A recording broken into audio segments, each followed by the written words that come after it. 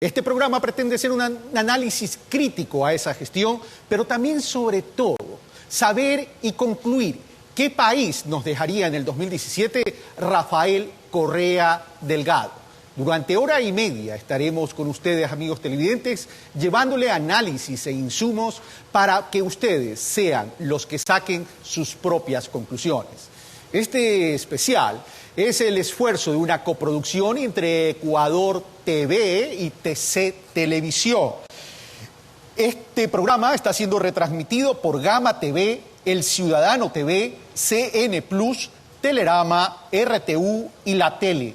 Un total de 89 canales entre locales y operadores de cable en 19 provincias. A nivel internacional, por la cadena de noticias CB24, estamos transmitiendo en directo a Costa Rica, Panamá, Nicaragua, El Salvador, Guatemala y Honduras. Y el día de mañana, este mismo programa será retransmitido en radio en 20 provincias con un total de 134 estaciones. El día de hoy, en esta noche, de cara al futuro, en un encuentro con el presidente de la República, Rafael Correa Delgado, vamos a compartir el panel con las siguientes personas. Tenemos a Orlando Pérez, director de diario El Telégrafo, periodista y ganador del Premio Nacional de Periodismo en el 2008, 2013 y 2014, y autor de varias obras de investigación periodística y creación literaria. También estará con nosotros Alberto Padilla, periodista internacional, periodista también por más de 25 años de carrera, expertos en temas económicos y financieros, y durante el ejercicio de su carrera periodística, Alberto ha entrevistado a varios presidentes latinoamericanos y reconocidos empresarios a nivel mundial. Soy Carlos Rabascal, en representación de la coproducción Ecuador TV y TC Televisión. Entonces, con la licencia de ustedes, amigos televidentes, me permito saludar al señor presidente de la República. Señor presidente, muy buenas noches y gracias por haber aceptado esta invitación. Gracias por invitarme. Buenas noches, Carlos. Buenas noches, Alberto. Buenas noches, Orlando. Y aunque un poco tarde, todavía es pertinente desearles un muy feliz año a todos los ecuatorianos en unión de su familia. Va a ser tal vez un año duro, pero en la dureza también se forjan las sociedades, compañeros. Ecuador ya cambió y de aquí saldremos siendo más consolidados como nación, como sociedad. Así que a no perder el ánimo, 2016 será como nosotros queramos que sea. Y va a ser muy feliz, muy exitoso. Gracias, señor presidente. Y por cierto, amigos televidentes, el tema económico es un tema fundamental en todas las naciones. Hay una crisis mundial y ese choque externo ha llegado a la región y Ecuador no es la excepción. Ese impacto ha llegado a todas partes. La mecánica de este programa será que cada uno de los panelistas podrá hacer una pregunta de acuerdo a la temática que hemos designado. Responde el señor presidente y cada periodista y cada panelista puede tener la oportunidad a una repregunta. Dicho eso, entonces, iniciamos de cara a futuro con el presidente de la República. Bienvenidos. Orlando Pérez, sobre el tema del modelo económico. Gracias. Presidente, buenas noches, ecuatorianos, ecuatorianas. Presidente, en los últimos días usted ha sido muy enfático en destacar, en discutir, en mostrar que el gasto social, el gasto fiscal, no es el que algunos señalan. Pero de todas maneras, a pesar de esa discusión, hay una insistencia permanente en los medios de comunicación, en ciertos analistas, de que el mayor problema del país en este momento es el gasto social, el gasto fiscal, es decir, el gasto del país. A pesar de aquello, yo le pregunto algo, presidente, que me parece que es válido este momento. Si efectivamente ha habido inversión, si se ha hecho obras, se ha hecho carretera, etcétera, ¿no le parece que a veces también se ha gastado en algo que no necesariamente ha sido bien hecho? Ha habido exceso. Usted lo ha planteado a veces, por ejemplo, ascensores en escuelas del milenio, cosas que se han hecho en demasía. ¿Cree que eso ha afectado al modelo, ha afectado a la situación económica? A ver, mi querido Orlando, ¿cuál es el nivel de eficiencia que tú consideras pertinente para una empresa privada? Sobre el 100% de inversión, ¿que falla en cuánto? ¿1%, 5%, 0.5%? ¿Cuánto? No sé. ¿Cuánto crees que lo conviene? Tal vez 99% de eficacia, correcta inversión, sería altísimo, incluso para el sector privado, ¿no? 1% de errores. Nosotros hemos invertido por lo menos, ¿cuánto, Fausto? 70.000 millones, más estamos hablando, ¿no? Al menos 70.000 millones de dólares en estos 9 años. Si hemos fallado en el 1%, deberían ser unos 700 millones de dólares en gasto innecesario, que me demuestren que hemos tenido ese gasto innecesario. O sea, el nivel de eficiencia, eficacia en inversión ha sido altísimo, pero obviamente se pueden cometer errores que se corrigen en el paso. No es el ascensor que nosotros mismos lo detectamos, dicho sea de paso, ese problema en las primeras escuelas del milenio, ya está corregido, fueron unas 15. La novelería, pabellones administrativos de 2 pisos, pero para los discapacitados hay que poner el ascensor. Ahórrese el ascensor y pongan el primer piso a los discapacitados, a la secretaria, etc. Bueno, primero no es que diseñamos nosotros esas escuelas, lo hacen expertos, también hay expertos noveleros. Apenas se detectó, se corrigió, pero miren los ejemplos que nos tienen que dar. La verdad es que la eficacia, e insisto, la eficiencia en inversión ha sido altísima y se han hecho obras, porque no solo hay inversión social, hay inversión productiva que están cambiando la historia del país.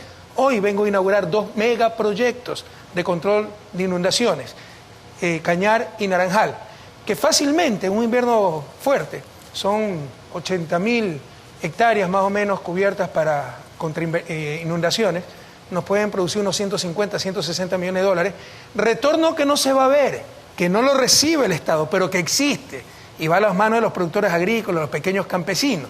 Lastimosamente, ciertos economistas ortodoxos, si no existe explícitamente en dólares para el gobierno, fue simple gasto, pero es la mejor inversión e incluso el mejor ahorro, porque eso genera ahorro. Entonces yo te puedo decir que a grandes rasgos, la inversión y el gasto público en general ha sido extremadamente eficiente, es decir, costo-beneficio se ha justificado y eficaz, ha apuntado a los objetivos del país, ha estado en función del Plan Nacional de Desarrollo. Y ahora, en este año 2016, con las dificultades económicas que hay, ¿hasta qué punto ese nivel de eficiencia va a considerar el poco monto de dinero que hay para las inversiones previstas para este año? Siempre lo dijimos, esto es ideológico, ¿no? Y por eso se habla de modelos, y el tiempo nos ha dado la razón. Imagínate el fenómeno del Niño sin los multipropósitos para control de inundación, sin las carreteras, imagínate la caída del precio del petróleo, sin vialidad que mejora la competitividad sistémica, sin mejor energía con las hidroeléctricas. Lo que pasa es que nos ha hecho creer que se ha fumado la plata, ahí está, pero hay una distorsión en cuentas fiscales donde el gasto se registra, la deuda, el pasivo se registra. Si yo me endeudo en 100 millones para construir una carretera, esa deuda se registra. El valor de la carretera no se registra. Y te pueden manipular para hacerte creer que todo se desperdició, que todo desapareció. No, el país tiene mucho más riqueza, mucha más infraestructura. Acaba de salir un informe del Foro Mundial. Nos pone en segundo lugar de infraestructura en el continente, después de Panamá. Y estamos hablando a nivel general. Vialidad, puertos, aeropuertos. En vialidad somos el primero. Ya, eso es riqueza, eso es capacidades para el país que nos ayuda a ser un país mejor, a enfrentar de mejor manera cualquier desafío, pero te lo quieren hacer pasar como que si todo fue derroche, como si todo desapareció, y eso es falso. Incluso el tan cacareado gasto social, esa es la diferencia entre el análisis económico y contable, netamente contable. Lo que contablemente puede ser un gasto corriente, un mejor sueldo por un profesor, es la mejor inversión. Porque yo prefiero profesores capaces, bien pagados, que infraestructura buena. En buena hora sí podemos tener los dos. Pero qué mejor inversión en educación que tener mejores maestros y bien pagados, motivados maestros. Pero ese es gasto corriente a nivel contable. Entonces es la diferencia entre el enfoque contable y económico. Para terminar, no, esto es ideológico. Lo que pasa es que nos quieren llevar a la época neoliberal, la minimización del Estado, que todo lo haga el sector privado, que todo sea excedentes para pagar deuda. No, son visiones ideológicas, el país tendrá que decidir.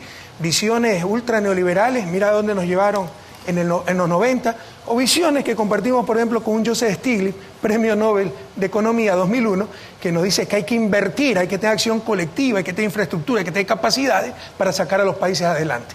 Gracias, señor presidente. Alberto Padilla. Gracias. Presidente, en estos 9 años usted habla de todo lo que se ha invertido en este país, que es cierto, basta recorrerlo y es cierto, hay puentes, hay carreteras que no existían. Usted se ha jactado de que en promedio el crecimiento de Ecuador ha sido mayor que el de América Latina, que es cierto también, la CEPAL lo ha reflejado. Y me da mucho gusto ver que reconocen y están preocupados por la caída del precio del petróleo porque es real y va a tener efectos reales. Habiendo dicho todo esto, toda América Latina se ha desacelerado de manera muy importante, toda América Latina. De acuerdo a al último informe de la CEPAL de estimación de crecimiento para el 2016, que acaba de salir en diciembre, que por cierto, me tocó estar en Quito cuando tuvo usted este conversatorio con los economistas en octubre, esto fue en octubre del año pasado. 28 de octubre. 28 de octubre. Sí, leí sus tweets también. Que la situación se ha empeorado mucho más, pero la CEPAL en diciembre estaba estimando los crecimientos para toda América Latina, y básicamente para el 2016, que hay que decir que de cuando sacó esta estimación la CEPAL en diciembre, ahora, a un mes después, se ha empeorado la situación todavía más, pero vamos con lo que dijo la CEPAL en 2016. América Latina básicamente se está dividiendo en dos, los países con crecimiento y los países con recesión económica. Y hay un solo país, de acuerdo a la CEPAL, que para el 2006 está en la rayita, que es Ecuador. Es decir, de los que crece es el que menos crece para el 2016, de acuerdo a la CEPAL. Pero atención, que hay países que decrecen. ¿Perdón? Hay países que decrecen. Claro, están los recesivos. Bueno, por eso estoy marcando. Están los recesivos, vamos a ponerlos a un lado, que está Venezuela, Brasil, con recesión económica muy fuerte.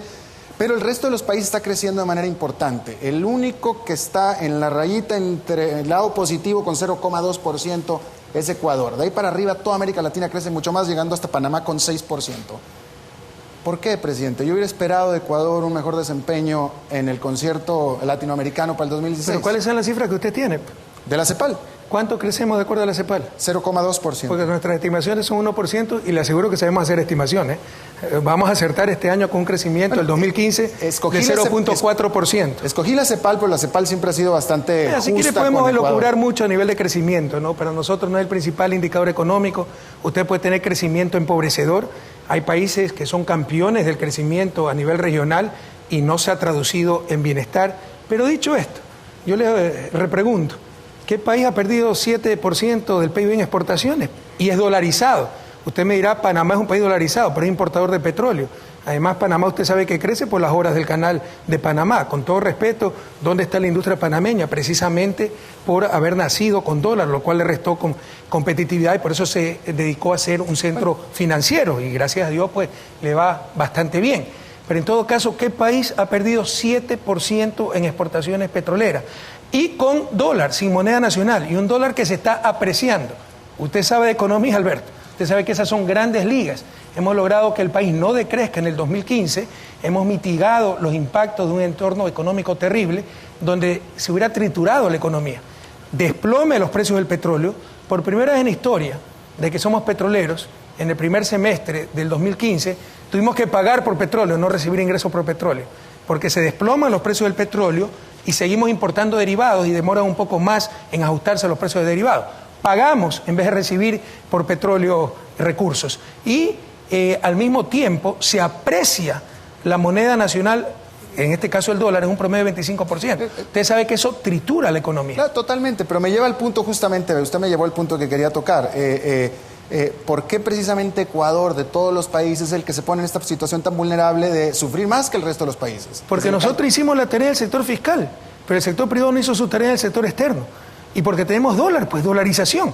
Entonces hay dos países más dolarizados en el continente, Panamá y El Salvador, pero son importadores de combustible, pues no exportadores, importadores de petróleo, se benefician con esto. No es que se perjudican como el caso ecuatoriano. Yo le repregunto, ¿qué país ha perdido 7 puntos en exportaciones? ¿Y por qué digo que el sector público hizo la tarea y no el sector privado? Porque en el sector público sí hemos disminuido grandemente la dependencia del petróleo. Ahorita es 10% de total de ingreso y financiamiento del presupuesto del Estado. Pero en el sector externo todavía ese petróleo era 52% de nuestras exportaciones. Y usted sabe que el sector privado es el que exporta.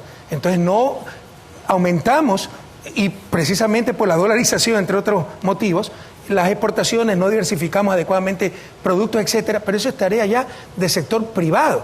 Entonces, ¿qué país ha perdido 7% de exportaciones por el desplome del precio del petróleo y a su vez se le ha apreciado la moneda? En esas condiciones, no haber decrecido, la historia reconocerá el manejo macroeconómico. Gracias, señor presidente. Me toca, es mi turno, y sobre el tema del sector externo me lo guardo para una segunda ronda, pero voy al tema del crecimiento económico. Es evidente que el país, en un promedio entre el 2007 al 2014, tuvo un crecimiento económico importante, pero ese crecimiento económico, señor presidente, estuvo muy dinamizado o apalancado por la inversión pública, o lo que se llama gasto público. Yo prefiero llamarlo inversión pública. Pero también en una economía dolarizada, y como usted muy bien lo ha dicho, el petróleo o los ingresos petroleros jugaron un papel importante, a tal punto que ustedes renegociaron, su gobierno renegoció los contratos petroleros.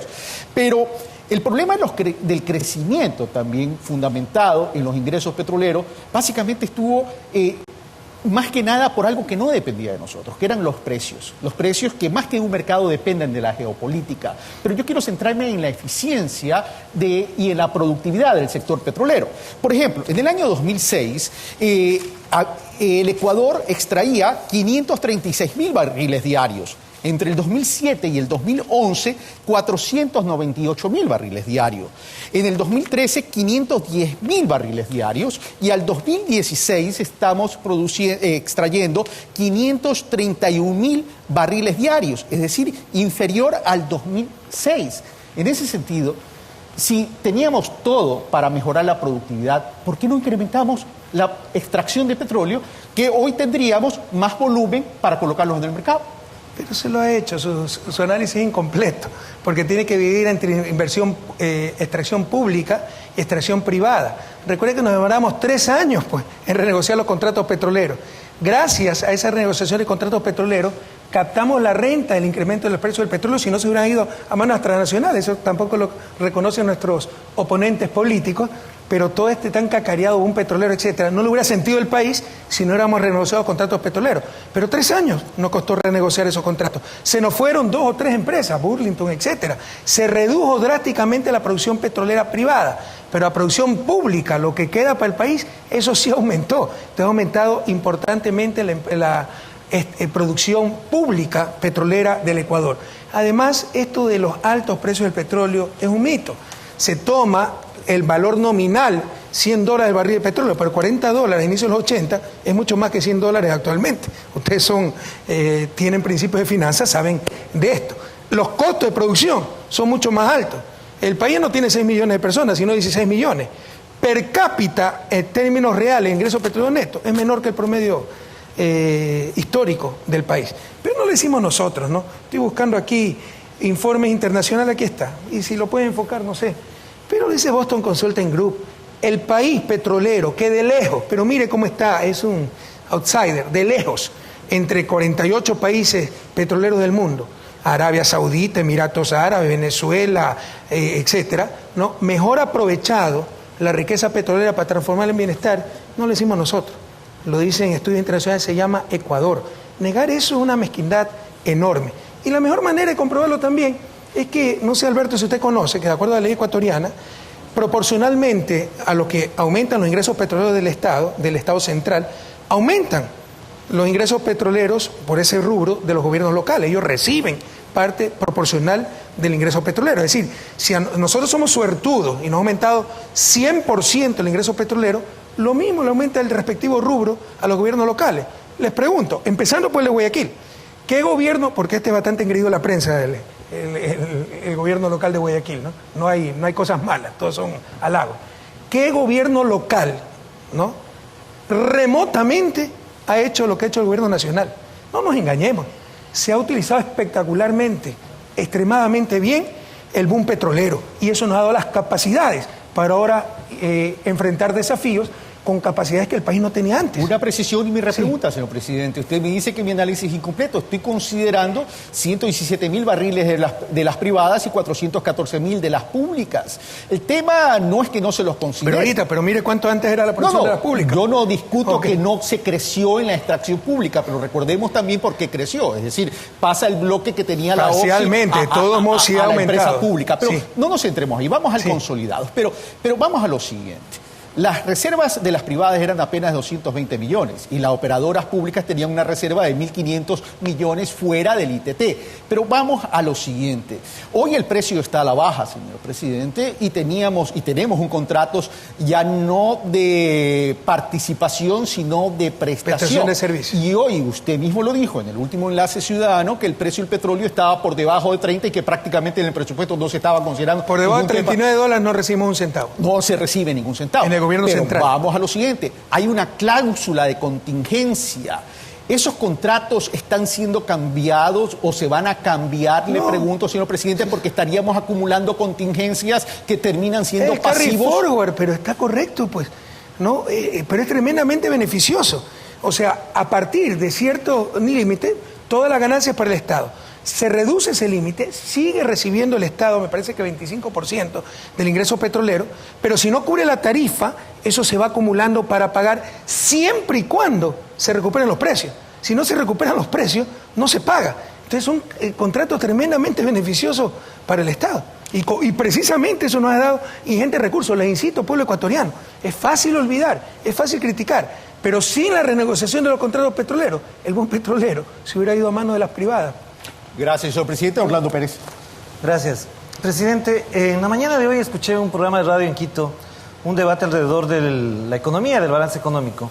Y me sorprendió... Sí, pero una vez en esos debates uno siente vergüenza ajena. Pero la otra vez escuché a un pseudoanalista decir que la disminución de los depósitos era por la salvaguardia. ¿Se imagina? Sí. Ahora, le preciso. En ese debate surgió un tema que me preocupó. Averigüé y efectivamente sí hay un dato que está publicado por el Banco Central en el Boletín Estadístico Mensual. Y dice que el Banco Central, según estos analistas, decía que le concedió un crédito neto al gobierno por 170 millones de dólares en noviembre y por 614 millones de dólares en diciembre. La pregunta que me surge ahí es, ¿de dónde sacó el Banco Central el dinero para conceder crédito al gobierno por ese monto, 784 millones en 2 meses?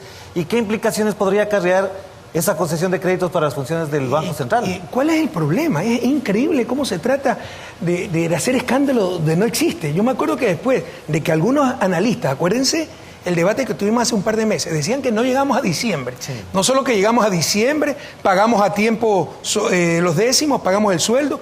Hubo un problema con cierta parte de los maestros, pero fue porque el Ministerio de Educación no subió a tiempo la nómina, no fue por falta de liquidez.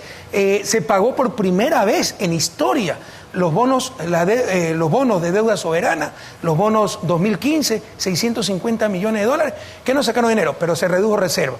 ¿Qué espera después de tremendos pagos? Que aumente la reserva, un absurdo económico. Pero irresponsable porque las reservas no cubren los depósitos. Es no entender nada del sistema dolarizador. Las reservas en dolarización están en manos del público. No se necesita reserva para respaldar una moneda nacional. ¿Qué constituyen las reservas, como se llaman ahora en el Banco Central? Los depósitos de la banca privada, de la banca pública y las instituciones públicas.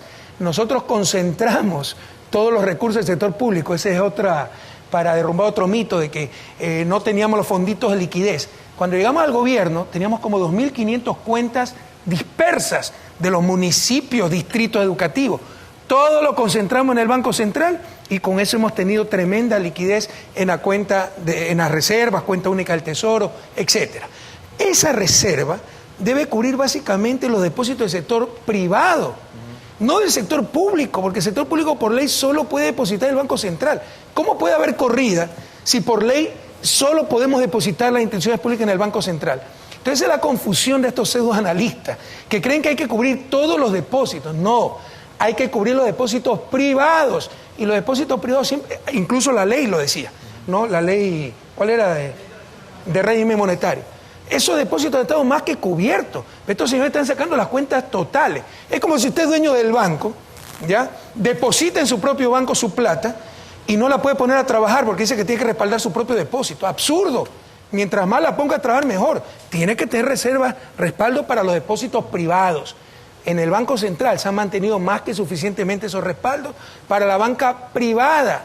Pero depósitos públicos hay que ponerlos a trabajar. Es ahorro público, es excedente público, es liquidez pública. ¿Y dónde si no entonces? Fuera tremendamente ineficiente.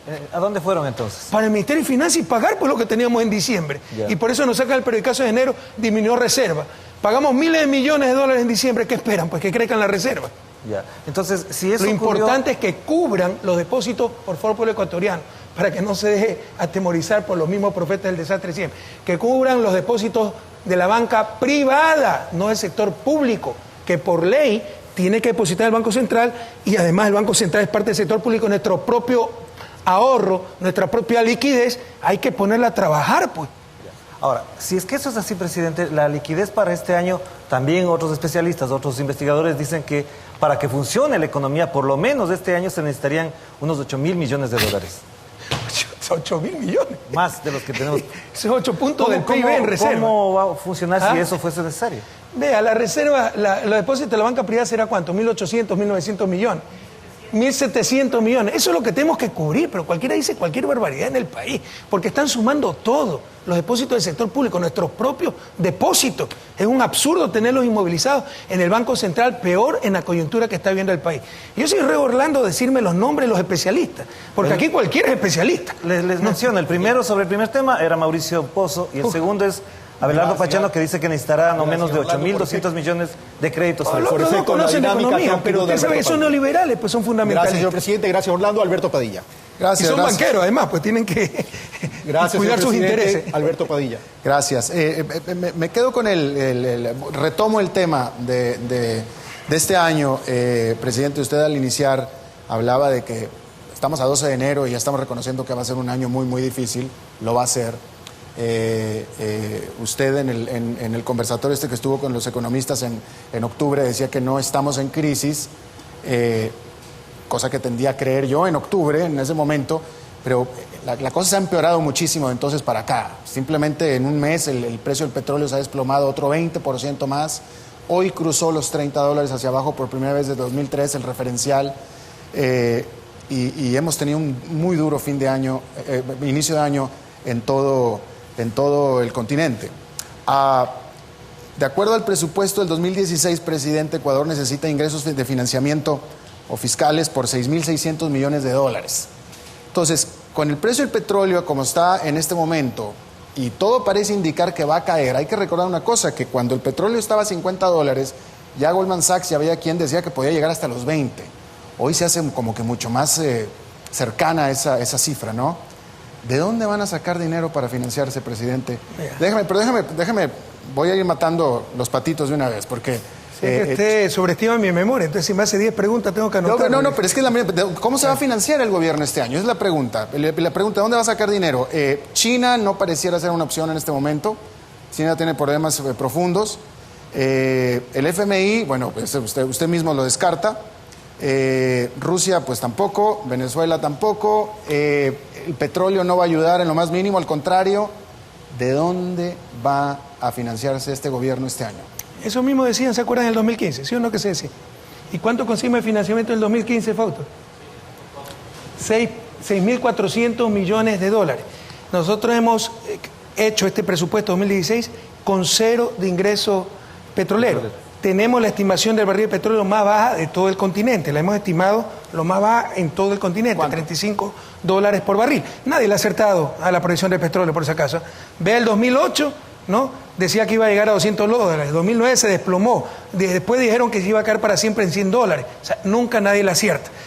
Si llega a $20 estaremos preparados, pero lo hemos estimado a $35, que es la estimación más baja de todo el continente. Eso significa 0 de ingreso petrolero para el gobierno central. ¿Por qué? Porque todo se va a importación de derivados, reposición de costos a las petroleras y preasignaciones a gobiernos municipales. Nosotros nos queda 0. Y ya está identificado todo el financiamiento, que incluso es mucho menor, sensiblemente menor que en el 2015, porque siempre lo dimos al país. En caso de problema, nosotros financiamos todo el ingreso petrolero para financiar inversión. No toda la inversión es con ingreso petrolero, también ingreso tributario, pero todo el ingreso petrolero que consideramos ingreso no permanente, algún rato se acaba, es para gasto no permanente, para inversión, ¿no? Entonces dijimos, en caso de problema, se va a ajustar, ¿no? El programa de inversión. Eso es lo que hicimos en el 2015 y lo hemos hecho más fuertemente en el 2016.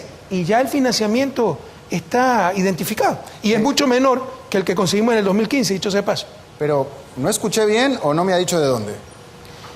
Fausto, China ya está contratado, ya nos vienen los desembolsos, ya nos han llegado los desembolsos, dicho sea de paso. Es que, pero usted que China esté en problema de que no está creciendo al 8%, sino al 6%. Usted sabe el tamaño de la economía china. Pero estos préstamos... Además, con China tenemos un acuerdo, ya firmamos un acuerdo en marco político, más allá de lo simplemente financiero, económico, ¿no? Asistencia recíproca, etcétera. Entonces nosotros somos ejemplo de la relación con China para el continente y ese ya está firmado. Y ya aparte, Fausto, ¿cuánto nos ha llegado de China ya? Presidente, con China vamos a firmar este mes, estamos firmando aproximadamente unos $3.000 millones. El resto son deudas que ya están firmadas de años anteriores. Ya son desembolsos en marcha. Y el resto, presidente, es aproximadamente 2 puntos del PIB, que es financiamiento interno, que es rollover de las deudas internas que normalmente se pagan. Con eso se financia el presupuesto del 2016 y por consiguiente nosotros vamos a seguir trabajando fuertemente en conseguir y buscar los plazos. Obviamente el anterior año hubo retraso en los desembolsos y lo que estamos haciendo es recuperando el tiempo perdido que tuvimos en los desembolsos chinos y estamos trabajando para cerrarlo en este trimestre. Ahora, cuidado que China no es el único financista del Ecuador, ¿eh? Nunca los multilaterales como BIDCAF han dado tanto financiamiento al país porque lo toman como referencia en la región. También tenemos financiamiento de los multilaterales, no del Fondo Monetario Internacional, sino quiere dar plata sin condicionamiento en buena hora. Entonces el financiamiento está cerrado para el 2016 y es mucho menor que el financiamiento que tuvimos que ubicar en el 2015. Gracias, señor presidente. ¿Alguna repregunta, Alberto? Bueno, nada más quería preguntar, ¿este financiamiento que va a llegar de China son los que se contrataron en tiempos anteriores, son nuevos y son nuevos a cambio de qué? Hay anteriores y nuevos, ¿a cambio de qué? De que vienen empresas chinas a trabajar al país, por ejemplo. Entonces son créditos atados a contratos con la empresa china, que consiguen su financiamiento. ¿Tasa de interés de mercado? ¿Cuáles son las tasas de interés? Por si acaso nuestra deuda, Pues porque eso también es otro de los mitos, ¿no? Las altísimas tasas de interés. Usted sabe que Ecuador tenía antes de nuestro gobierno bonos al 12%, y ahí nadie se quejaba. Ahora, ¿cuál es el costo ponderado de nuestra deuda? Presidente, 5.7%, presidente. Pero ahora sí es un problema. Esas son las contradicciones, mi querido Alberto. Ponderado, porque el bono 2020 está a 19%. Porque usted está tomando este punto, ese es un error en análisis económico, Alberto. Es un Usted ejemplo. lo conoce. ¿Cómo calcular? El modelo falló porque el 2015 va a crecer poquito y el 2016 va a crecer poquito.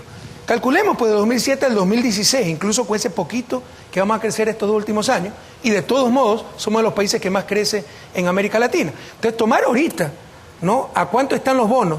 Porque el riesgo país ha subido. ¿Y por qué sube el riesgo país? Porque está totalmente correlacionado a los precios del petróleo. Es totalmente sesgado. Entonces tomar en un momento donde hay una coyuntura extremadamente difícil.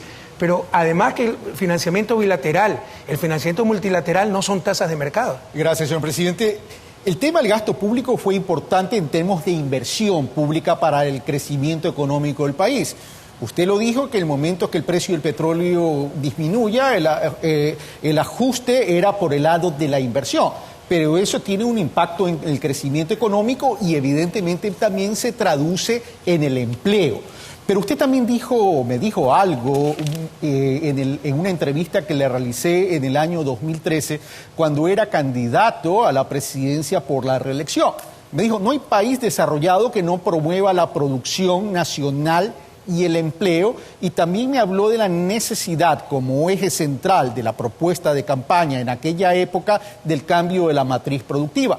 Pero cuando uno ve la composición del PIB por sectores, y si me enfocan, por favor, el sector primario representaba en el 2007 el 21%, al 2014 representa el 19%, el sector industrial al 2007 14% y al 2014 representó el 12%.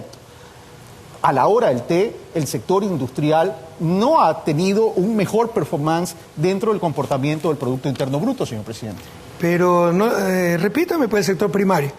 El sector primario, 2007, 21% y disminuyó al 2014. ¿Y eso es positivo al 19%. o no? Yo no estoy criticando eso, por supuesto que es positivo. Está viendo el porcentaje que no subió. Pero lo que me interesa sí es que crezca, y pero el sector industrial subió. baja del 14 al 12. Es cierto que con el sector industrial proporcionalmente ha bajado su participación en el PIB, pero con los grandes proyectos que tenemos, astilleros, Refinería del Pacífico, que Dios mediante, tenemos una propuesta muy seria. Ya tenemos la propuesta, por favor. Eso me lo dijo en el 2013 también. Pero es que, ¿y quién pensaba que se iban a desplomar los precios del petróleo? Usted sabe lo que es conseguir financiamiento para proyectos petroleros en esta coyuntura. Pero ya tenemos la propuesta presentada, o sea, se le está revisando por 2 consorcios de China y de Corea, ya está presentada. Estamos revisando los costos unitarios, etc. Si eso sale, habrá un salto de varios puntos en el PIB, más otras industrias que le llamamos estratégicas o industrias industrializantes, como astilleros que también van a despegar, etcétera. Entonces esa estructura va a cambiar. Sector servicios, se le olvida, eso es energía, es un cambio estructural histórico en la economía ecuatoriana. Vamos a ser exportadores de energía, vamos a tener la matriz energética, eléctrica, más eficiente del planeta y más ecológica, 95% de origen hídrico, no contaminante, renovable, etc. Vamos a exportarle energía a Colombia, estimamos exportarle unos 200 millones anuales. Ese sector servicios, por primera vez Ecuador, excepto servicios turísticos, va a ser un exportador de servicios a gran escala, en este caso servicios energéticos. Esos son cambios pues en la matriz productiva. Y con respecto a lo que usted me dice del PAE, es palo porque va, palo porque no va. No se quejan todos los días de tanto gasto público. Ahora que vamos a reducir el PAE porque somos conscientes, pues si hay menos ingresos petroleros, no se puede financiar tanta inversión. Algunos están contentos con esto, porque a Correa entonces se le va a restar unos puntos en popularidad. Como a nosotros no nos interesa los votitos, las siguientes elecciones, sino las futuras generaciones, sí nos preocupa porque significa más tiempo para tener las escuelas del milenio, los centros de salud, la infraestructura que el país necesita para el buen vivir. Pero habrá que ajustarse porque se han derrumbado los precios del petróleo. Siempre lo dijimos. Ahora, entonces, ¿por qué disminuye inversión? Y por supuesto, si disminuye inversión pública, puede haber impacto en crecimiento y en empleo. Estamos tratando de cuidar el empleo.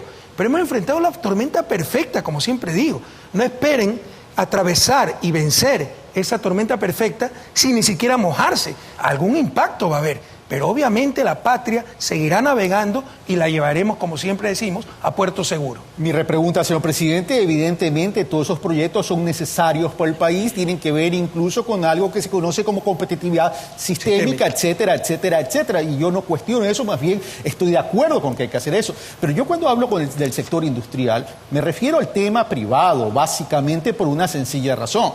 Es momento que el Ecuador deje la economía petrolera, es momento que el Ecuador deje los commodities y no es que los abandone, sino que me refiero que ponga especial énfasis a una economía post-petrolera. Y en ese sentido me refiero, déjeme terminar, señor presidente, y en ese sentido me refiero por una razón fundamental.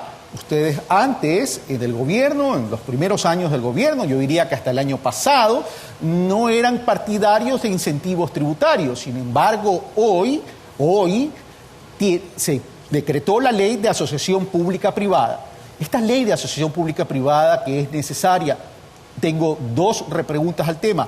Una... Sí, pero me hace 500 preguntas, pues Carlos, déjeme anotar. Anote. Vamos parte por parte si quiere. Bueno, vamos por aclarar. Pero ya me hizo una pregunta. ¿Por qué se demoraron tanto? Si el sector privado era necesario que se enganche en esta dinámica de desarrollo. Oiga, empecemos por la final. ¿Cuál se ha impedido que invierta el sector privado?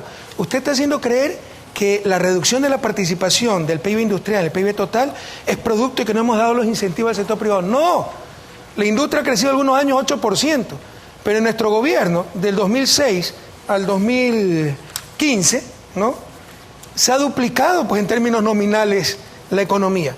Recibimos una economía de 44.000, 46.000 millones de dólares y hoy tenemos una economía de 100.000 millones de dólares. No quiere decir que la industria no ha crecido y mucho, prácticamente se ha duplicado también la producción industrial, pero ha crecido menos que el resto de sectores. ¿Cómo me va a decir que no hemos diversificado la matriz productiva? Eso no es de soplar y hacer botella, no es de decretar. ¿Qué son las 8 hidroeléctricas? ¿Qué es pasar a ser un país que era importador de energía, importábamos energía de Colombia, Perú, a exportador de energía? ¿Qué significan las 10.000 estudiantes becados en la mejor universidad del mundo para que vengan con talento humano? Todo eso se llama diversificación de la matriz productiva. Y su última parte de la pregunta, que no hemos sido partidarios de incentivos tributarios. Yo soy tremendamente partidario de los incentivos. Ha migrado en su opinión, ¿eh? ¿Perdone? Ha migrado en su opinión de la campaña 2006 ahora. Usted está totalmente equivocado. En todo caso, nunca es tarde para cambiar. No, perdón, está totalmente equivocado. Es más, le puedo demostrar cómo hemos eliminado impuestos. Lo que pasa es que la mezquindad de la discusión pública no reconoce. Pero es una propuesta a todo ello. Volvamos a los impuestos anteriores y ganamos mucho más de lo actualmente. Acuérdese que había 15% de ICE para telecomunicaciones, fue eliminado. 10% para electrificación rural sobre planilla eléctrica y sector comercial, fue eliminado. Y le puedo nombrar 25% de impuesto a la renta sobre utilidades de las sociedades, de las empresas, que con la repartición de utilidad de los trabajadores era el impuesto implícito más alto de la región. Lo bajamos a 22%. Siempre, yo no sé de dónde saca usted eso, pero siempre he sido partidario como economista. Algunos definen la economía como la ciencia de los incentivos. Vamos. Entonces, gracias. Siempre he sido partidario de incentivos tributarios y también de subsidios, ¿eh? Para incentivar, corregir comportamientos sociales, etc. Pero no, déjeme acabar la última parte. Y la ley de alianza público-privada. O sea, se nos quiere hacer creer que antes la ley de alianza público-privada no se podía invertir en este país. Por el amor de Dios. Otra cosa es que haya gente que no tenga fe en su país o se dedicó a hacer lo mismo porque le iba a requete bien. Y acaban de sacar un reporte de que calculan que 250 y pico ecuatorianos tienen cerca de 30.000 millones de dólares en un banco suizo. Gracias, señor presidente. Hay gente que no confía en su país, esa es otra cosa. Gracias, Esa gente presidente. mejor que se quede nomás. Gracias, señor presidente. Okay. Orlando Pérez. Gracias, presidente. En el debate que usted tuvo en octubre, uno de los temas que saltaron, que provocaron debate, discusión, fue el famoso timbre cambiario. Lo propuso Alberto Dajic y a partir de esa propuesta saltaron muchos analistas a criticarlo y sobre todo desde los sectores de exportadores e importadores hubo bastantes críticas. Yo le pregunto, si eso... ¿De los sectores? Exportadores e importadores. Exportadores están a favor. Los importadores, por supuesto, tienen que criticar. Yo le pregunto, desde ese momento para acá usted vio con buenos ojos, lo planteó en alguna sabatina, dijo que había que verlo, etcétera. ¿El gobierno implementará su propia versión de timbre cambiario? ¿En qué consistiría? Y en caso de que no se implemente un timbre cambiario, y dado que las salvaguardias están vigentes solo hasta junio, ¿qué instrumentos se van a utilizar para equilibrar la balanza comercial a corto plazo? Vea, con 7% de pérdida de exportaciones, ¿no?, del PIB, con apreciación en promedio de 25% del dólar, algo hay que hacer con el sector externo, si no es el modelo. Por favor, o sea, y tenga el modelo que quiera, neoliberalismo, socialismo, comunismo, marciano, lo que usted quiera. Yeah. Con un shock de esa dimensión, 7 puntos del PIB en pérdida de exportación y apreciación de la moneda nacional en 25%, tiene que tomar correctivos en el sector externo. El que diga lo contrario le está mintiendo. Una alternativa es el timbre cambiario que ha propuesto Alberto Dajic. La dolarización tiene aspectos positivos, para mí largamente son los negativos superiores. De hecho, el cuello de botella de un país en vía de desarrollo no es el sector fiscal siempre se puede ajustar, es el sector externo, porque uno no lo controla, el precio del petróleo, en este caso agravado con no tener moneda nacional. Entonces, queremos seguir manteniendo la dolarización y aprovechar lo positivo de la recesión que tiene, controla la inflación, permite planificar a largo plazo, no deprime el valor de los activos, etcétera, ¿okay? Mantiene el valor de los activos en el tiempo, los valores activos líquidos. Pero tenemos que sacarle los puntos negativos, que es la pérdida de competitividad. Colombia no ha devaluado 60%. Y una de las alternativas es el timbre cambiario propuesto por Alberto Dajic. ¿Que los importadores se van a poner bravos? Claro, pues si les encarece algunas importaciones. ¿Pero cómo va a funcionar, pero tenemos entonces que proteger el sector externo. ¿Cómo va a funcionar? Hay muchos mecanismos. La gente que trae divisas al país se le puede dar estos timbres, certificados, como usted quiera llamarlo, para subastarlos, mecanismos de mercado regulado. Subastarlo en un mercado para que los compren los importadores y con eso paguen aranceles.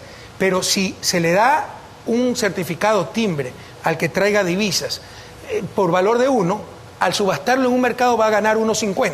Entonces va a salir ganando 50 centavos. Con eso se benefician los exportadores y se encarecen ciertas importaciones que van a ser las que tengan aranceles, que son normalmente las importaciones no necesarias, importaciones suntuarias. Mire, ¿usted cree que es justo que en la coyuntura que vive el país estemos gastando decenas de millones en importar chocolates, perfumes, etcétera? Entonces esas cosas hay que controlarlas, no nos engañemos. ¿Y eso cuándo ocurriría? ¿Podría ocurrir después de las... Estamos conversando y los exportadores están muy contentos, hay un gran apoyo, pero por supuesto los importadores... En política económica usted siempre va a tener ganadores y perdedores. Usted tiene que velar por el bien común. Lo dice la doctrina social de la Iglesia. La razón de ser autoridad política es el bien común. Entonces, el bien común es proteger nuestra producción de empleo. Y por eso hay que exportar e impedir que nos inunden de importaciones que destruyan la producción nacional. Gracias, señor presidente. Alberto Padilla. Gracias. Presidente, lo estaba escuchando hace un momento y usted hablaba de que vamos a ser exportadores netos de energía, vamos a mejorar la situación, vamos a... Y yo estaba reflexionando, usted lleva 9 años en el poder, ¿por qué no es presente? ¿Por qué eso no se está haciendo ya? Porque yo estoy haciendo la comparación con otros países de América Latina. Vuelvo a la pregunta inicial. Usted ya disputó la cifra de la CEPAL.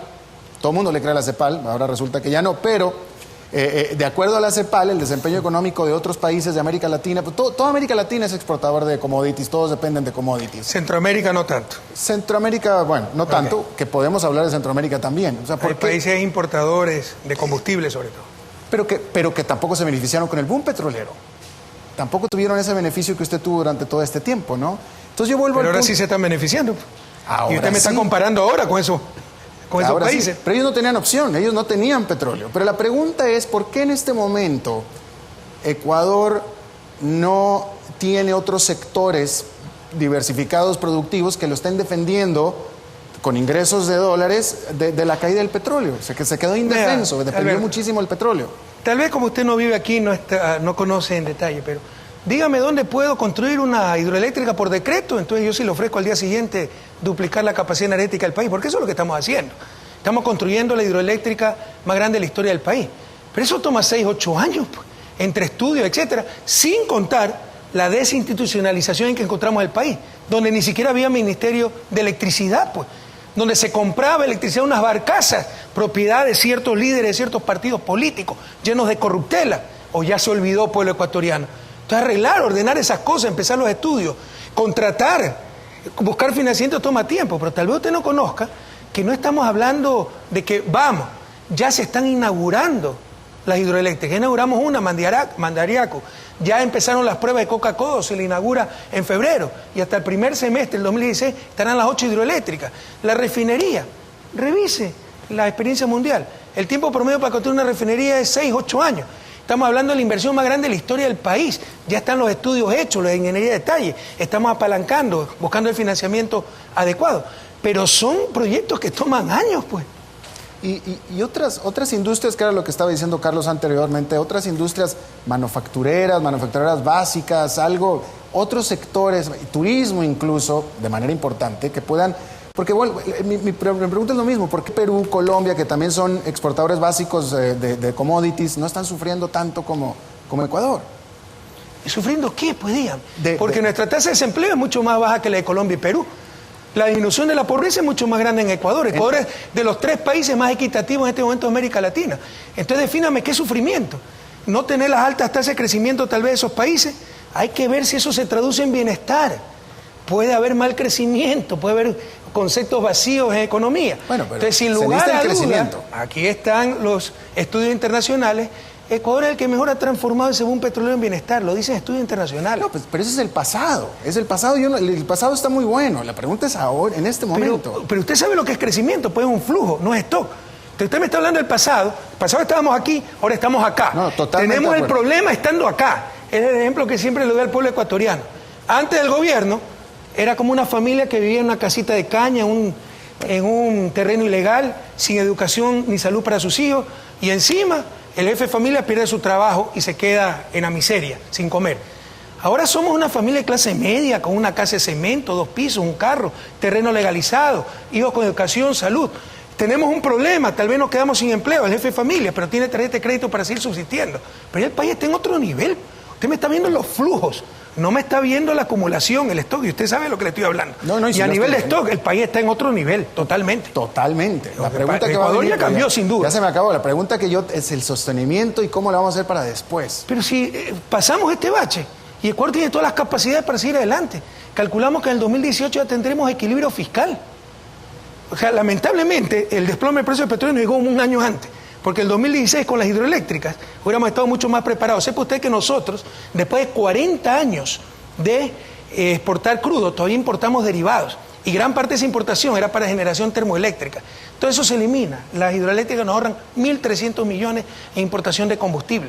Entonces nos tocó el embate, el problema mundial, en un año crítico, cuando teníamos los mayores desembolsos para finalizar proyectos estratégicos para el país. Pero ya esos proyectos estratégicos entran en función en el 2016. Y en el 2018, en el insisto, ya tendremos equilibrio fiscal. Gracias, señor presidente. Gracias, Alberto. Continúo. Vamos al tema del sector externo de la economía. Los ingresos petroleros representaban más o menos el 7, el 8% del Producto Interno Bruto, si no me equivoco, el 25% del presupuesto del Estado. Pero aquí viene el problema. Representaban en su momento entre el 50 y 52% de las exportaciones ecuatorianas. Hoy, este sector o estos ingresos están ausentes. Por tanto, hay que compensar esos ingresos. Uno, teniendo una economía dolarizada, pero teniendo el agravante también que el dólar se ha apreciado, ¿cómo vamos a reemplazar estas exportaciones con exportaciones no petroleras, llámense estas tradicionales o no tradicionales? Dicen los expertos que se requiere ampliar mercados. Más allá del acuerdo con la Unión Europea, se está pensando diversificar con qué mercados y cómo incentivar a este sector exportador privado. ¿Y por qué le pregunta pues eso al representante del Estado? Pregúntele pues a los exportadores privados. porque aquí hay una inconsistencia, aquí hay un doble estándar. Cuando le conviene, el Estado no sirve para nada. Y cuando le conviene, el Estado tiene que resolver todo, entonces le tiene que dar exportando. Yo le pregunto, ¿y por qué los exportadores privados no buscan diversificar las exportaciones? ¿Y por qué no buscan nuevos mercados? Dicho esto, sepa que hacemos un gran trabajo. No había Ministerio de Comercio Exterior, no había oficinas comerciales. Pregúntele a cualquier país, a cualquier embajador de país latinoamericano, en Corea, en China, cuáles son las mejores oficinas comerciales. La del Ecuador. Hemos hecho nuestro trabajo, pero ha faltado un poco el sector privado y en parte justificadamente, porque exportar con moneda dura como es el dólar es tremendamente difícil. Ya, pero esa es la parte de exportar con moneda dura. Usted mismo me dijo en la entrevista, ya no el 2013, sino el 2014. ¿Verdad que me tiene que demostrar donde digo que no creo en los incentivos tributarios? Se lo demuestro. No, eso lo soñó. Créame que... Verá, tiene un compromiso. Pero por favor, se lo voy a enviar al enlace ciudadano para que lo ponga. Por favor, economía en la ciencia y los incentivos. Pero vamos siempre hemos creído en los incentivos. Pero no me cambie de tema, vamos a lo siguiente. No estoy cambiando, solo le estoy recordando el compromiso. No, se lo voy a enviar. Al 2014 usted me dijo, es que tenemos que centrarnos en la economía no petrolera porque ese es el reflejo de la política pública. Y mi pregunta es muy puntual. Ya, olvidémonos del pasado. Es decir, el sector privado no se enganchó. Es verdad, usted le dio competitividad sistémica, yo no entiendo por qué no invirtieron, pero vamos a lo siguiente. Hoy tenemos una apreciación del dólar y una pérdida de competitividad. ¿Cómo vamos a compensar aquello o neutralizar ese efecto? Con lo que estamos haciendo, por supuesto, que depende de la magnitud del choque externo, pero en algo se puede mitigar. Le insisto, cuando funcionen todo el año las hidroeléctricas, este año entrarán a funcionar poco a poco, nos van a ahorrar 730 millones de dólares. Eso es lo que tal vez Alberto no sabe, porque yo siempre hablo, yo soy muy exigente, hablo de lo que falta por hacer, no lo que hemos hecho. Pero en este momento tenemos la mayor infraestructura vial de toda América Latina. Cuando el país era las peores infraestructuras, tenía las peores infraestructuras viales de América Latina. Cuando ya tenemos la repotenciación de la refinería Esmeralda, solo eso nos va a ahorrar 300 millones de dólares anuales de importación de combustible. Cuando funcionen todo el año las hidroeléctricas, serán 1.300 millones más. Solo en esos 2 megaproyectos serán 1.600 millones de dólares. Solo los 2 megaproyectos de control de inundaciones que inauguré hoy día, Cañar y Naranjal, con un invierno fuerte, nos ahorran unos 150 millones de dólares. Eso no recibe del Estado, pero existe, queda en la sociedad. Lo otro sí es ahorro para el Estado. Y eso mitiga en algo el desplome del ingreso petrolero. Por supuesto, para compensar totalmente dependerá de cuál es la magnitud del choque externo. Gracias, señor presidente. Antes de pasar hablando con el tema ya economía social para ir aterrizando, solo una precisión en el tema del timbre cambiario. Me imagino que se están analizando otras alternativas además del timbre cambiario, pero el tema es lo siguiente. Al año 2015 las materias primas eran 5.903 y los bienes capital 4.621. Materias primas y bienes capital van a tener un tratamiento diferenciador a los bienes de consumo en relación al timbre cambiario. Pero por supuesto, sí es un mecanismo muy lindo, porque por medio de los aranceles usted puede decidir qué importación controla. Si le pone 0 aranceles a las importaciones de materia prima y bienes capital necesarios para producción, eso no se encarece en absoluto.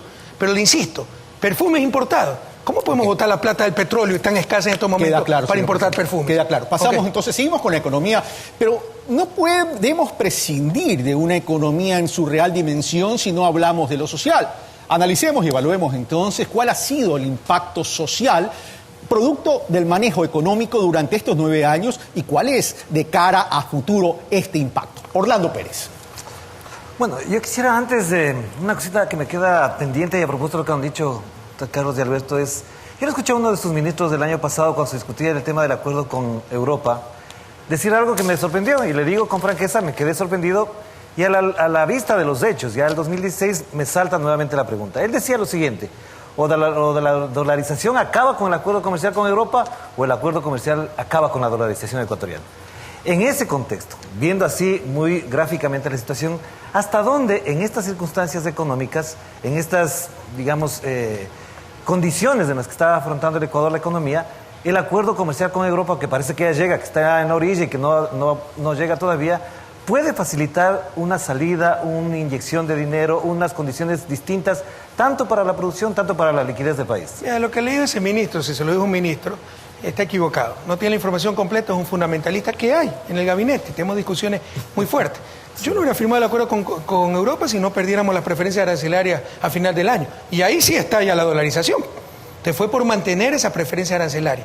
Pero tal vez ese ministro no piensa en su interior, tipo de cambio fijo extremo, dolarización, acuerdo de libre comercio, pérdida de la política comercial, fórmula del desastre, en eso tiene razón. ¿Dónde está su error? que no es un acuerdo de libre comercio. Por eso nos demoramos 2 años en negociarlo. Porque pusimos líneas rojas, hemos protegido la producción nacional, los pequeños agricultores, la pequeña, mediana industria, las compras públicas. Y además con el mercado europeo somos complementarios, no competitivos. Entonces los riesgos son mínimos. Hay riesgos. De hecho se puede denunciar y en 6 meses desaparece el acuerdo con Europa. Pero hay un hecho objetivo, que este año perdíamos la preferencia arancelaria y ahí sí explotaba la dolarización. Okay, hecho esa aclaración, vamos al tema social. Uno de los mayores elementos en discusión, de los contenidos que mayor polémica se desatan en estos tiempos, es el manejo del seguro social. Y usted, el sábado anterior, si no me equivoco, o hace 2 sábados, planteó una fórmula para el tema, es decir, un nuevo modelo de gestión para el seguro social. Y evidentemente ahí han surgido, hemos conversado, hemos entrevistado en el Telégrafo a Richard Espinosa, y efectivamente hay algunos problemas que hay que resolver urgentemente, porque quizás pueden afectar la situación del seguro social. ¿De qué manera, en este contexto, la política con el seguro social para las personas jubilados, afiliados, el tema de salud, etcétera, se va a afectar, o de qué manera ustedes van a afrontar no disminuir la tensión en estos sectores para que la gente no tenga los problemas que teníamos antes? Es decir, crisis económica, los primeros afectados, jubilados y afiliados. Mira, a mí no me gusta que las cosas queden en el aire. Usted dice que ha hablado con Richard Espinosa, director del Seguro Social, que le ha dicho que hay unos problemas urgentes que hay que remediar. Siempre hay problemas urgentes. ¿Pero cuáles son los problemas urgentes? O sea, ¿cómo puede estar en crisis un sistema de seguridad social que en el 2006 tenía 1.574.000 afiliados y hoy tiene 3.566.000? Porque nosotros sí estamos obligando a que los patronos, a los empleadores, cumplan con su deber de afiliar a sus empleados. ¿Cómo puede estar en crisis un seguro social que antes tenía ingresos 1.191 millones de dólares, egresos 648 millones porque había pensiones de miseria? Yo recibí pensiones de $4, porque se licuaron las pensiones con la dolarización, prohibido olvidar. Hoy tenemos las pensiones más altas de la región andina, las más altas de América del Sur.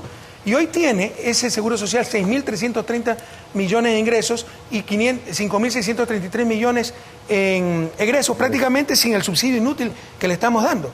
¿Cómo puede estar en crisis un Seguro Social para una economía de 100.000 millones de dólares como la ecuatoriana, cuyo fondo de pensiones tiene acumulado 16.509 millones de dólares, con una rentabilidad del 8%. O sea, es puro cuento, pura alarma de esta gente, ¿no? Que como el Seguro Social le prestaba al gobierno, entonces para evitar que le preste, cuando es la mejor inversión que tenía el Seguro Social, y además era nuestra propia plata.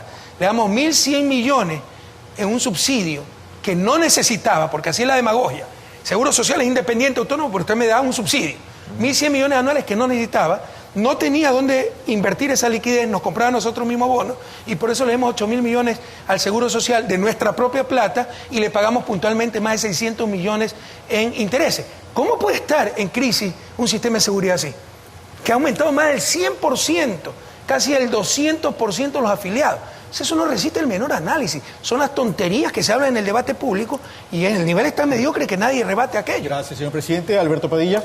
Estábamos en un tema particular, economía social. Pero... el impacto de la economía en lo social. Pero si usted quiere seguir con economía, no hay problema. Toda la economía social. Con su finanza que le gusta tanto. Exactamente. Presidente, en esto no hay cifras oficiales. ¿En qué? De lo que le voy a comentar. Okay. El gobierno no lo dice abiertamente, pero la realidad de las cosas... Y créame que le estoy diciendo la realidad, es que las quejas, estuve aquí en Ecuador en noviembre, estoy ahora acá, y se han repetido las quejas de que el gobierno ha detenido los pagos a muchos proveedores. Estuve en el COCA en noviembre, me tocó ver mucha actividad parada, y muchos empresarios se quejan, dicen, bueno, es que el gobierno no nos paga, seguramente a las empresas extranjeras tampoco les hace los pagos, pero las empresas extranjeras tienen el apoyo de sus matrices extranjeras, nosotros los ecuatorianos no lo tenemos. Esa es la queja que yo he recibido, no sé si mis compañeros periodistas se van a unir a esto, pero eso es lo que yo he escuchado. Pero no es que lo he escuchado, lo hemos dicho. Insisto, hemos enfrentado la tormenta perfecta. ¿Cuál es la problemática? Desplome del precio del petróleo, 7 puntos de pérdida en exportaciones con respecto al PIB, apreciación del dólar, desaceleración de China, colapso del mercado ruso, que es uno de nuestros principales mercados no petroleros. Entonces, y piensan pasar esto sin salir mojados. Hemos pagado Occidental, hemos pagado Global 2015, no nos hemos atrasado un día en los sueldos. El que diga que se atrasó fue porque en los maestros, una parte, no todos, porque el Ministerio de Educación no subió a tiempo la nómina. Pero en todo caso, siempre hemos dicho que tenemos ciertos retrasos con proveedores, que dicho sea de paso, siempre ha existido. Yo he sido ministro de Economía. Yo llegué al ministerio en abril del 2005 y todavía teníamos retrasos por cerca de 600 millones el año anterior, es una economía de 44.000, 46.000 millones de dólares. Ahora tenemos unos retrasos de 1.800, 2.000 millones, es una economía de 100.000 millones, pero a nosotros no nos perdonan nada.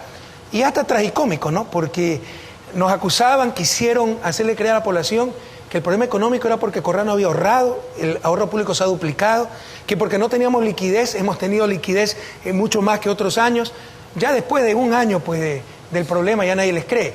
Pero la pregunta es, ¿por qué ellos no hicieron lo mismo? ¿Por qué todos dependen del Estado? Nos atrasamos 2, 3 meses, entonces ya están quebrando, etcétera. ¿Dónde está su ahorro? ¿Dónde está la liquidez? Porque vaya a ver también cómo han roto récords históricos en utilidades pues, en estos 9 años de gobierno.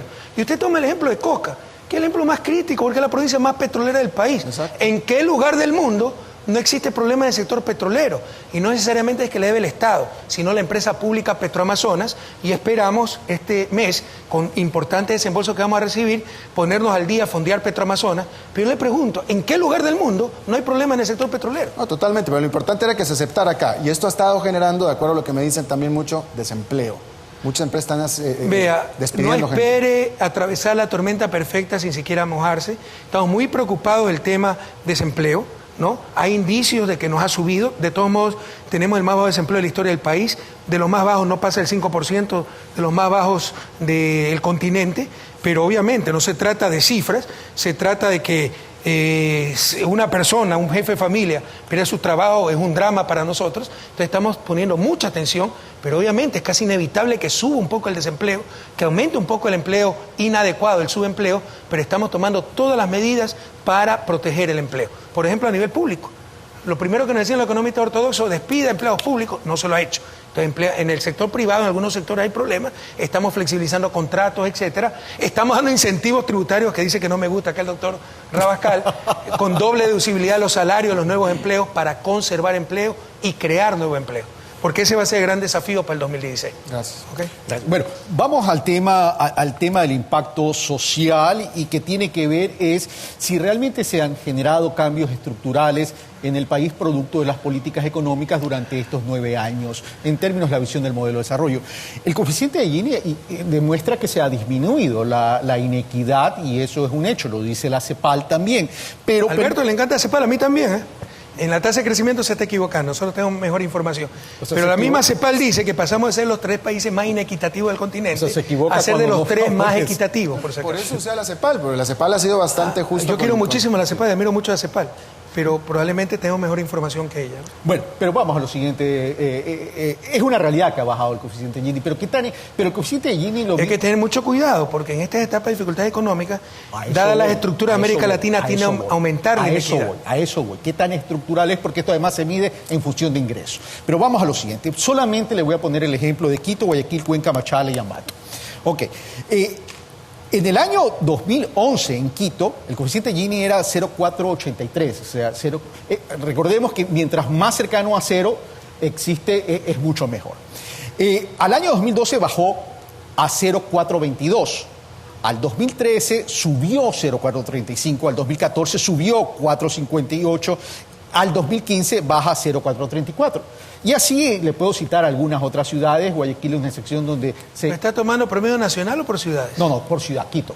No, pero cuidado, esos son indicadores muy Pero frágiles. permítame terminar la pregunta, señor presidente. Lo que quiero reflejar esto, y casualmente apalancándome en su acotación que hizo que hay que tener mucho cuidado en épocas de crisis, es decir, cuando hay escasez de recursos y hay falta de liquidez en ese sentido y se puede afectar el empleo, esto se nos puede disparar de nuevo. ¿Qué política de carácter económico, social, para poder neutralizar esto se va a tomar? Es que no se puede disparar ya, ¿no?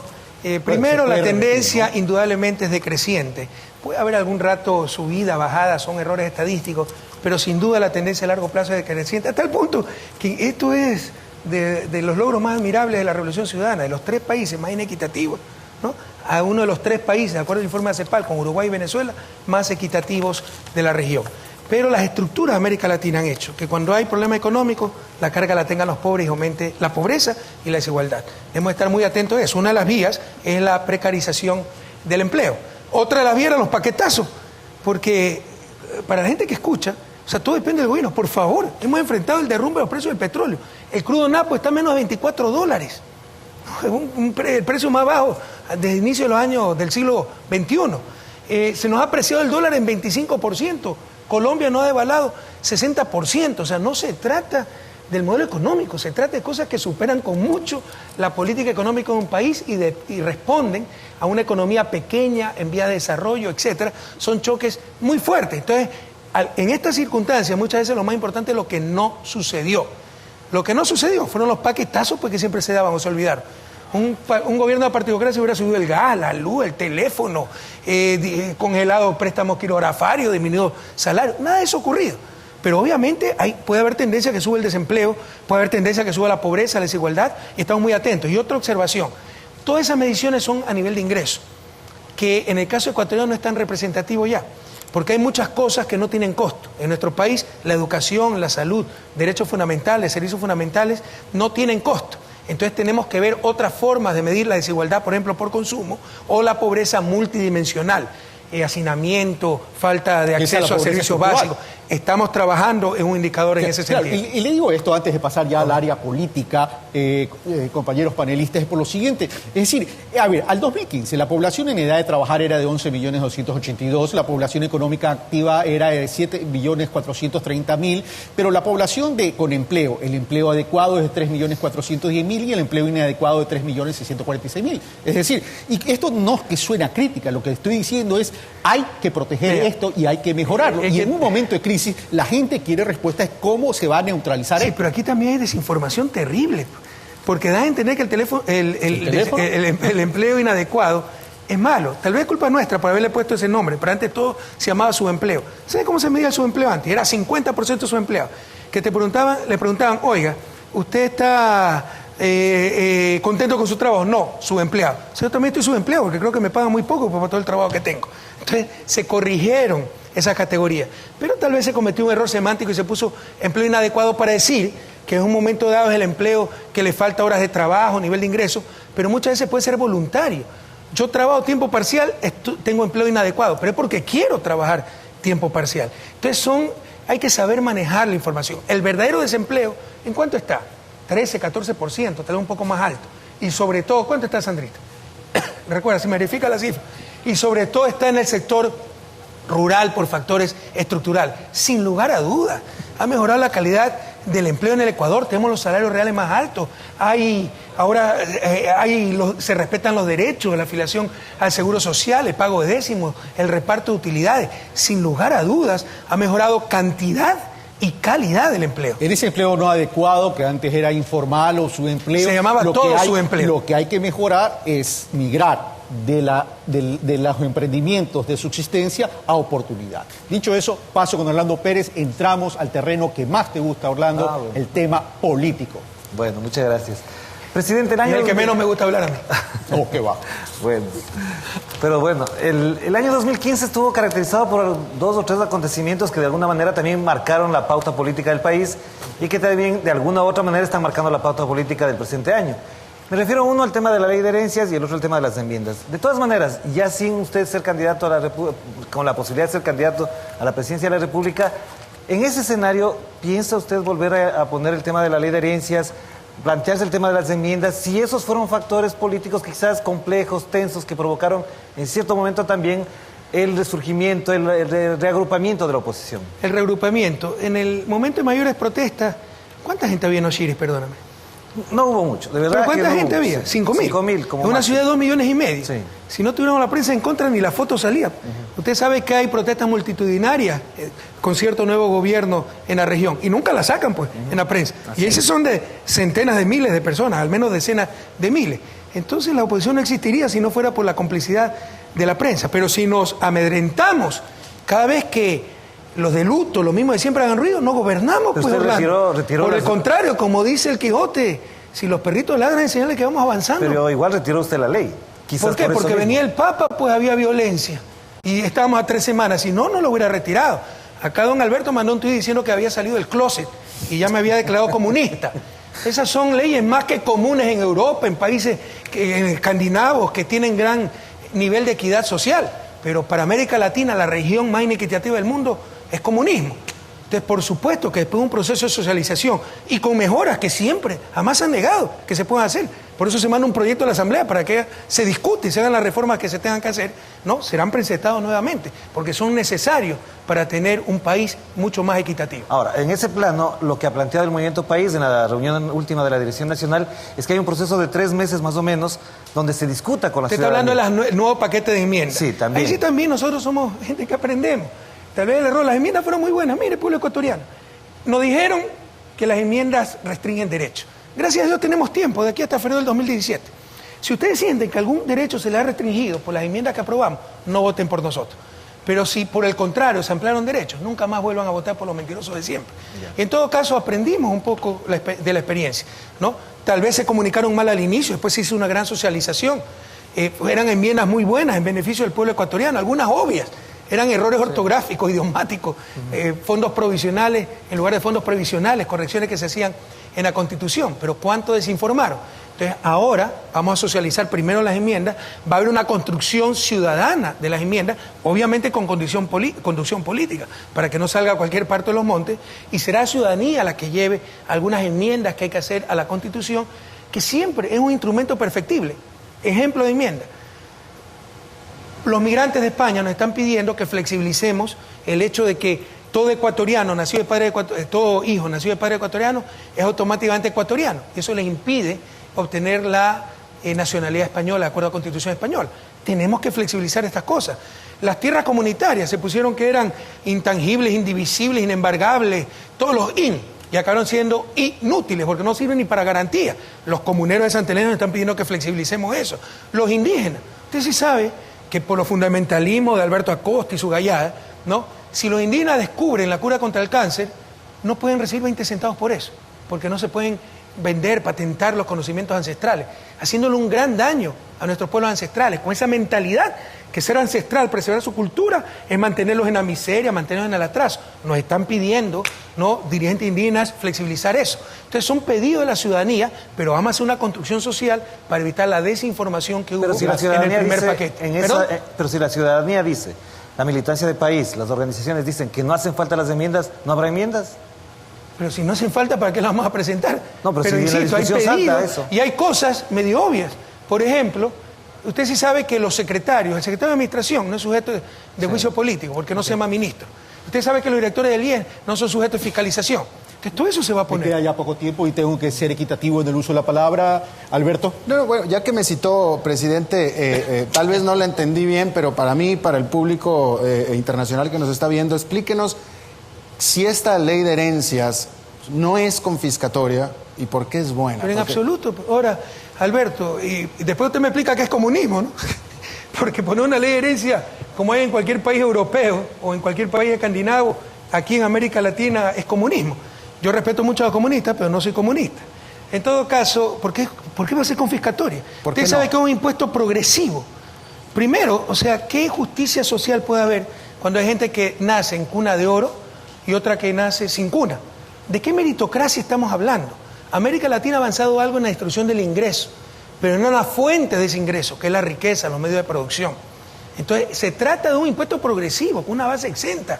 Ustedes pusieron la tasa máxima, 75%. Hay países que han tenido tasas de 80% y más, ¿no? Pero esa tasa máxima no es la tasa efectiva, así engañaban a la gente. No es que el primer dólar paga el 75%, es el último dólar el que paga eso. Y en promedio puede ser la tasa de impuestos 12, 15, 20%, depende del tamaño de la herencia. Pero todo eso ha sido incluso reformado y también tuve que conceder a los sectores empresariales, por la coyuntura económica del país, que en el sector, para el sector empresarial, para bienes productivos, se mantendrá la misma tabla, que no es beneficioso. Porque, por ejemplo, cuando se hereda al hijo, es la mitad del impuesto. Ya. Y eso tiende a la concentración en pocas manos, en las mismas familias, de los medios de producción. Pero no se va a tocar los medios de producción. Pero la hacienda, el terreno, el depósito de $1 millón, ¿por qué no paga impuestos? Como en cualquier país del mundo, ¿por qué no paga adecuados impuestos? Bien, gracias por la explicación. Déjeme, voy a tener que cambiar de... Pero me explica qué es comunismo para usted, ¿eh? Lo que si pasa una ley es de que herencia es comunismo. el video, bueno, pero el video que usted, la declaración que usted hizo en el video era comunista. De entrada bastante Dígame. fuerte. ¿Pero cuál? Pues dígame, combativo y revolucionario. Exacto. Déjeme vuelvo que distribuye al un crecimiento. poquito la riqueza de uno de los países más inequitativos, en la Déjeme región más inequitativa del planeta. Déjeme vuelvo, pero lo que hay que generar es equidad de oportunidades. De oportunidades, ¿no? Con educación, etcétera. Pero déjeme vuelvo a lo... Pues eso es una forma, y lo estamos haciendo, pero otra forma es distribuir la riqueza. Mire, en un país desarrollado, yo estuve en Estados Unidos cuando se discutió el cambio del impuesto a la herencia. Ahí lo querían reducir los ricos. El primero a oponerse fue Bill Gates, después Warren Buffett también, ¿no? Que incluso está apoyando a Hillary Clinton para que le cobre más impuestos a los ricos. En una economía capitalista desarrollada, un impuesto a la herencia no es que tienen que salir a protestar los empresarios, tienen que salir a protestar los ricos, porque la empresa no se afecta en costo de producción. En una economía capitalista desarrollada, donde la propiedad de la empresa está en manos de miles de accionistas, que ni conocen al administrador, que no es dueño de la empresa, el impuesto a la herencia no tiene por qué afectar las decisiones del administrador, de la empresa. Aquí saltaron los empresarios dándonos la razón, porque no hay separación entre propiedad y administración, porque hay una gran concentración de la propiedad de los medios de producción en pocas familias. Gracias, presidente. Vuelvo al tema del crecimiento económico. Usted dice, el gobierno de usted está estimando un crecimiento de 1 punto porcentual en este año. La cifra que yo tengo oficial de crecimiento económico del tercer trimestre del año pasado, no tengo la del cuarto, no existe todavía, es de un decrecimiento de 0,8% en el tercer trimestre. Esto es de julio a agosto del año pasado. Si el tercer trimestre hubo un decrecimiento de 0,8%, es casi un punto porcentual, ¿de dónde saca usted que este año? 0,8%. 0,8%. Ah, usted dijo 8%. Decrecimiento de 0,8%, sí. Casi un punto porcentual. Es el primer trimestre que tenemos de crecimiento T-4. Por si acaso, en el primer trimestre, las cifras temporales nos daban un decrecimiento de 0,3% con respecto al trimestre anterior. Saltaron que había recesión, le dije, esperen, esto puede estar dentro del error estadístico. Se apresuraron ciertos analistas y efectivamente, corregidas las cifras provisionales, tuvimos 0 de decrecimiento con respecto a T-1 y crecimiento de 3 y pico con respecto a T-4. El primer trimestre que decrecemos con respecto a T-4 es el tercer trimestre. Esto no lo debe entender la gente que me está escuchando. T-4 es con el mismo trimestre del año anterior. T-1 es con el trimestre anterior. E incluso si decreciéramos muchísimo el cuarto trimestre, que también fue muy duro, el crecimiento se va a ubicar en 0,3 o 0,4%. Eso con altísima probabilidad. Gracias, Alberto. Si este proyecto de la ley de herencia no es recaudatorio, ¿dónde va a ir destinados los ingresos de esa recaudación? ¿A quién se le puede ocurrir que un impuesto a la herencia es recaudatorio? Entonces va a estar esperando que se muera la gente para recaudar. ¿A dónde van a ir? Esas son las tonterías que dicen ¿Cuál va a ser cierta diputada social cristiana, pero ¿cómo puede haber tal nivel de discusión política, por favor? O sea, se trata de un impuesto redistributivo, no recaudatorio. Los impuestos pueden ser recaudatorios, redistributivos o por mejorar eficiencia. ¿Esa redistribución hacia dónde va a ir? Rectificar comportamiento social, precisamente para demostrar que no ha sido recaudatorio, para becas, sobre todo para nuestras minorías, pueblos ancestrales y afrodescendientes. Nos quedan 10 minutos y vamos a una pregunta. Usted sí sabe que solo por la discusión de la ley de herencia, ¿cuánto ha aumentado el impuesto a la herencia? Porque ya saben pues que no va a poder seguir evadiendo, porque el mayor problema de las leyes no eran las tasas, eran las evasiones, pues. En el caso de herencia, todo el mundo, aquí no se morían los ricos, Alberto, lo mandaban a un fideicomiso en un paraíso fiscal, dejaban todo firmado sin fecha, se moría la persona y traspasaban todos los bienes al fideicomiso y nadie pagaba impuesto a la herencia. Y plusvalía, ¿cuál es la práctica común? No nos engañemos. Compran una casa a $300,000 y la registran a $30,000 para pagar menos impuestos predial. Y luego la venden a $500,000. Ahora con el impuesto de la plusvalía, si registran los $300,000 no pagan nada y la venden a $500,000 no pagan nada. Señor presidente. Pero si la registraron a $30,000 y la venden a $500,000, pagan bastante y bien hechitos por evasor. Gracias, señor presidente. Orlando Pérez. Ya que nos queda poco tiempo, entonces vamos a un tema que me imagino alguna gente estará esperando. No hay este momento candidato oficial del Movimiento País. Eso es ¿No hay candidato, perdón? Oficial del Movimiento País. Este momento, obviamente, porque no están dadas todavía las condiciones ni los tiempos. Pero usted ha mencionado varias personas, a varios nombres, algunos son funcionarios, otros no. Este proceso para escoger al candidato a la presidencia de la República, a la vicepresidencia de la República y a los asambleístas del país, ¿va a ser por medio de unas primarias? ¿Va a ser un proceso de escogimiento? ¿Cómo va a ser este proceso? ¿Va a ser una discusión ciudadana? Como siempre hemos hecho, es la ¿Cómo convención de Alianza País la que determina los candidatos, en este caso los candidatos a presidente y vicepresidente de la República. Y gracias a Dios nuevamente tengo muchísimos cuadros. Si el mayor problema a enfrentar no es la oposición no existiría sin los medios de comunicación. Son los medios de comunicación. Tengo muchos cuadros pero si no un cuadro muy conocido que pueda superar el bloqueo que le va a hacer los medios de comunicación, sí pueden perjudicar grandemente nuestras posibilidades de triunfo. Gracias a Dios también tenemos esos cuadros bastante conocidos, como el compañero Lenín Moreno, el compañero Jorge Glass, Ricardo Patiño, Pepe Serrano, etc. Pero posiblemente ese también sea un problema dentro del país, que habiendo tantos va a haber más discusión, más tensión para escogerlos. ¿Cuál es el problema en un momento democrático que haya discusión, que haya polémica?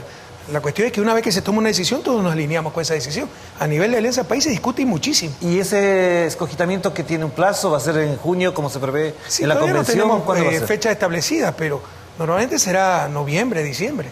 Probablemente noviembre, octubre, noviembre. Y para ese proceso, digamos, ¿va a haber una reestructuración del programa de gobierno? ¿Va a haber unos ajustes? Por supuesto, siempre. Estamos en una revolución, esto es dinámico. Cada vez perfeccionamos más nuestros planes, nuestras propuestas. Recuerden que empezamos con 5 ejes, son 10 ahora, se están proponiendo 2 adicionales. Vamos a hacer una construcción ciudadana, como fue al inicio en el 2006, como se mejoró un poco en el 2009, en el 2013, pero ahora mucho más profundamente para actualizar nuestras propuestas, nuestros planes, etc. Perdón que me robe su antes. Nosotros somos un movimiento ciudadano. ¿De qué manera salimos de la ciudadanía y nos pertenecemos a la ciudadanía? Ahora, ¿de qué manera la experiencia vivida en Argentina, la experiencia de Venezuela, le sirve al movimiento país, al proceso político ecuatoriano para no cometer quizás los errores que se han cometido Mucho. allá? Aprendemos de todos y de nuestros propios errores sobre todo, pero Ecuador no es Argentina ni es Venezuela. En todo caso, lo que es claro es que, lo dijimos hace 2 años, hay una reacción, hay una restauración conservadora brutal a nivel de América, a nivel del continente, apoyada con los medios de comunicación nacionales, internacionales, ya no dispersa, con estrategia, con persecución de los gobiernos progresistas y ayudado también por un momento económico difícil para toda la región. Pero todo eso habrá que enfrentar y habrá que vencer. Gracias, señor presidente. Alberto.